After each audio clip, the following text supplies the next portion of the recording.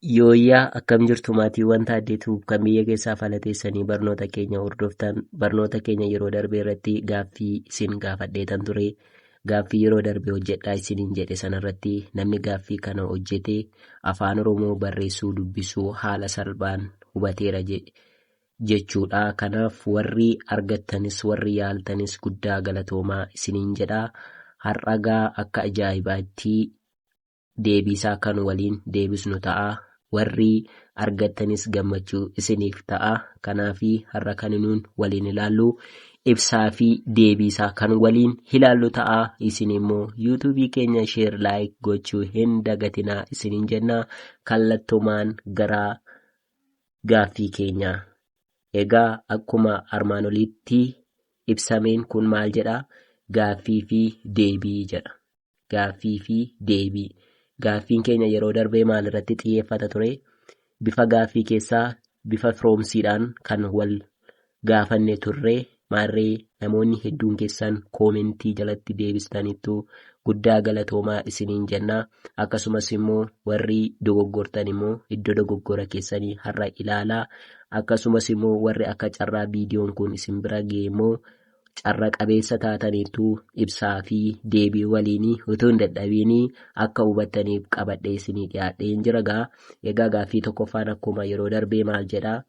Tarree A jala jiran fakkeenya isaanii tarree B jala jiran walitti firoomsii jedha. Tarree Aani kunoolaa A kana jala kan jiranii jechuudha. B jala kan jiran immoo deebiisaa kunoo kana jala kan jiranii jechuudha. Kanaaf mee gaaffiin keenya maal jedhaa? Gaaffii tokkoffaan akkas jedha ture. Jecha sagalee jabaa jedha. Jecha sagalee jabaa. A lafa, laga, B aadaa, C hedduu, D qalbii, E dhugaa qoodduu, R jedha. Kanaaf gaaffii tokkoffaa warri argatan maala deebiinsaa? Arra kan jiru kunoo talaa deebiinsaa C maalan hedduu ka jedhudha. Jecha sagalee jabaa bakka bu'aa jechuudha. Hedduu ka jedhu. Jecha sagalee jabaa kanaa viidiyoo darban irratti barnoota keenya kutaa jalqabaa irratti kanan isiniin barsiise waa'ee jechoota sagalee jabaadhaa jechuudha. Sagalee jabaa jechuun maal jechuudha jennee dubbifamaan gosti tokko al lama walitti aanee yoo barreeffame jecha sagalee jabaatu uumamaa jennee turre. Kanaafi deebii filannoo kana keessaa kan jiran keessaa carra kan jiru deebii ta'aa jechuudha. Maaliif seera isaanii ni guutaa jechuudha. Jecha sagalee jabaa jechuun maal jennee dubbifamaan gosti tokko al lama walitti aanee yoo barreeffame jecha sagalee jabaatu uumamaa jenne. Meerree sagalee jabaa kunoolaa daashee kanatu daan dubbifamaadhas keessatti. Isheen kun immoo dubbachiiftuudha. Uufi een kuni dubbachiiftuudha. Inni kunii fi inni kun immoo maallaa dubbifamaadha jechuudha. Dubbifamaan sagalee kennuudhaaf eenyu irratti hundoofti? Dubbachiiftuu irratti hundaa'a jechuudha. Kanaaf immoo dubbifamaan kun gosti tokko al lama walitti aanee barraa'ee jira jechuudha. Kanaaf gaafa dubbisnu hedduu jennee dubbisnaa jechuudha. Kanaafi deebiin keenya gaaffii tokkoffaadhaa fi ta'uu maalidha? Filannoo caarra kan jirutu sirriidha jechuudha. Warri argattan guddaa galatoomaa, warri yaaltan illee guddaa galatoomaa isiniin jenna. Gaaffii lammaffaan immoo akkas jedha. Jecha sagalee laafaa kami jedha. Jecha sagalee laafaa kun jechuudha. Jecha sagalee laafaa gaafataa jechuudha. Jecha sagalee laafaa bakka duwwaa jedhee jira. A lafa, laga, B aadaa, C hedduu, D qalbii, E maalla dhugaa dhara jedha. Jecha sagalee laafaa illee barannee turre. Taaddeentuu jecha sagalee laafaa isin barsiisee ture. Sagalee laafaa jechuun filannoo kana keessaa kamirratti tarreeffamee jira salphaamatti kunoo qubee aarra kan jiru lafa laga ka jedhu jecha sagalee laafaa yookiin gabaabaa bakka bu'aa jechuudha. Kana jechuun immoo dubbachiiftuun gosti tokko taate kan barrooftu jechuudha. Yeroo dubbisnus afurri keenya dheeratu. Laafaa jechuun afurri keenya baay'een dheeratu. Dubbachiiftuu tokko tokkittiidha. Dubbifamaaf dubbachiiftuu yeroo hundumaa gamanaanis gamasiinis qubee tokko tokko dubbachiiftuu tokko tokko of keessaa qabdi jechuudha karaa biraatiin.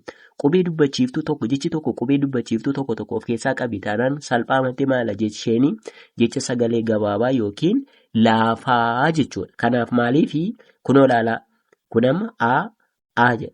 Jecha lafa jedhu keessatti hin dheeratu jechuudha.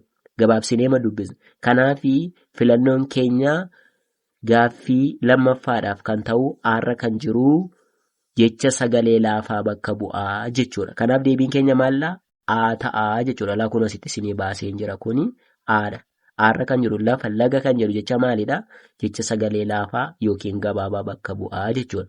Mee gaaffii sadaffaa. Jecha sagalee dheeraa. Jecha sagalee dheeraa jedha gaaffii sadaffaan. Filannoo kana keessaa kan jiru eenyudha jedhee baarra kan jirudha jechuudha. Jechi sagalee dheeraan eenyudha? Aadaa. Aadaa. Amma moo argitanii dubbachiiftuun gosti tokko si'a lama taatee jechuudha. Si'a lama taatee gaafa dheeressinu afurri keenya iyyuu baay'ee fuulduratti aadaa hin dheerataa jechuudha.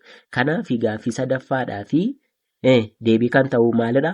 Baarra kan jiru filannoo baarra kan jiru aadaa ka jedhutu deebii sagalee dheeraa ka jedhuuf ta'aa jechuudha. Walumaa galatti dheerachuu fi gabaabbachuun sagalee maalirratti hundaa'a? Dubbachiiftuu irratti hundaa'a jechuudha. Dubbachiiftuu warra kamidha isaan?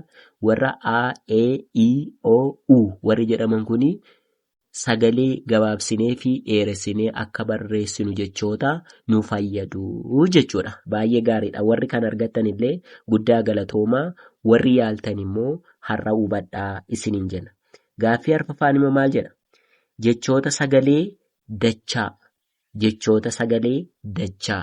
Maarree kanas barnoota isaa isiniif kenneetan ture. Garuu gaaffiin akkamittiin gaafatama ka jedhuufanii isiniif sirreessee akkamittiin akka gaafatamu isin gaafadhee jechuudha. Jecha sagalee dachaa kan jedhuuf kan bakka bu'u mees keessaa kamidhaa? Lafa kan jedhu bakka hin bu'u, laga kan jedhu hin ta'u, aadaa kan jedhu hin ta'u, hedduu ka jedhu hin ta'u, qalbii ka jedhu hin ta'u, dhugaa ka jedhu dhugaa dhara jedha. Inni kun maalidha? Jecha sagalee dachaadhaa jechuudha. Kanaaf filannoon gaaffii arfaffaadhaaf kan bakka bu'u maalidhaa? Eedhaa jechuudha. Eerra kan jiru maalidhaa? Dhugaa dhara jechuudha. Dhara jechuun maalidha? Soba jechuudha karaa biraatiin. Kanaaf maalimmoo bakka bu'a? Jechoota sagalee maalidhaa? Dachaa qabanii jechuudha. Gaaffii shanaffaaf immoo jechoota sagalee irra butaa jedha. Gaaffii shanaffaa jechoota sagalee irra butaa. Filannoo kana keessaatii kan deebii ta'u eenyudha? Qalbii kan jedhu maalidha? Deebii ta'aa jechuudha. Jecha sagalee irra butaa jechuudha. Irra butaa jechuun immoo maal jechuudha? Dubbifamaan gosa adda addaa walitti aanee yoo barreeffamu jecha sagalee irra butaatu uumama. Irran deebi'aa. Dubbifamaan gosti garaa garaa yookiin adda addaa yoo walitti aanee barreeffamu maaltu uumama? Jecha sagalee irra butaatu uumamaa jechuudha. Mee ilaala. Qalbii iddoo jedhu kana keessatti kun qubee laadha kana. Laa jechuu hin dandeenyu. Maaf laa hin jennu? Dubbachiiftutu hin jiru. Dubbifamaan sagalee mataasaa waan hin qabnee fi waamuu hin dandeenyu. Sattaanu qalbii jechuudha. Kanaaf dubbifamaa kan jennu qalbii walitti maal jedhaa? Qalbii jedha. Kun jecha sagalee irra butaa qabanii jechuudha. Kanaaf gaaffii shanaffaa kanaaf maaltu taare? Qalbii ka jedhu kanatu deebii ta'aa jechuudha. Egaa deebiin keenya har'aa kan kana fakkaatu ture. Warri kana argattan guddaa galatoomaa, warri yaaltanis guddaa galatoomaa isiniin jennaa. As keessatti immoo wanta maaliifanii asitti lama godheen barreessee, asitti illee lama godheen barreessee, asirratti garuu baatii agadaa kana keessatti maalidhaa? Tokko tokko jecha tokko tokkoon barreesse. Kun maaliif akkas ta'e jettanii yaaddu? Kana jechuun fakkeenyaaf kuni jecha sagalee jabaa jedha. Jecha sagalee jabaa jedha. Qeenxee agarsiisaa jiru. Sagalee jabaa. Tokkittii jechuudha. Qeenxee karaa biraatiin. Hiika dhoksaallee of keessaa qabatu jecha sagalee jabaa ka jedhu hedduuma bakka bu'aa jechuudha. Garuu asitti ilaalaa gaaffii lamaffaa jechoota jedha. Jechoota yeroo jennu garuu baay'ina agarsiisa kun immoo. Kanaafidha jechoota sagalee laafaa jedha. Kanaaf jecha meeqaadha? 2 fi isaa olii ta'a jechuudha. Kanaaf lafa qoodduu laga jedhee jechuudha. Kun haaraa isinitti hin ta'in. Akkasumallee kunoo fakkeenyaaf jechoota sagalee dachaa jedha. Mee irra kan jiru dhugaa dhara jedha. Isaan kunii jechoota waan jedhanii fi warra kaan irraatii 2 ta'anii jechuudha. Egaa barnoonni keenya irraa kan kana fakkaatu ture. Egaa namoonni kana fixanii afaan Oromoo haala salphaan bartaniittu ta'a. Kanaafi warroota afan illee bifuma kanaan hin qabadhe isiniif dhiyaadha. Barnoonni keenya irraa kana fakkaata ture. Akka barnoota guddaa argattan abdii guddaa qabna. Gamanumaanii warri yuutuubii keenyaaf haaraa taatan immoo maatii keenya akka taatanii akkasumas immoo warri maatii keenya taatanii yuutuubii keenya maatii qofa ta'uu otoo hin taane viidiyoo jalqabaatii aga guyyaa har'aatti waan isiniif hojjennee hordofaa isiniin jenna. Gaaffii yaada yoo qabaattan immoo karaalee waasaap, iimoo, teelegiraama nu gaafachuu dandeessu. Akkasumallee warri barachuu barbaadanis achiin barachuu ni dandeessu. Warri nu jajjabeessaa jirtanis warri bilbiltanii jabaadhaa nuuf dabali jettanis yaadni keessan akkuma kanaan itti fufuu dhugaa jiruuf warri barreessuu dandeessan immoo koomentii jalatti yaada qabdan nuuf barreessaa isiniin jenna. Barnoonni keenya irraa kan asirratti goolabnu ta'a. Barnoota itti aanuun hanga walitti deebinutti turtii gaarii nuuf qabaadhaa isiniin jenna.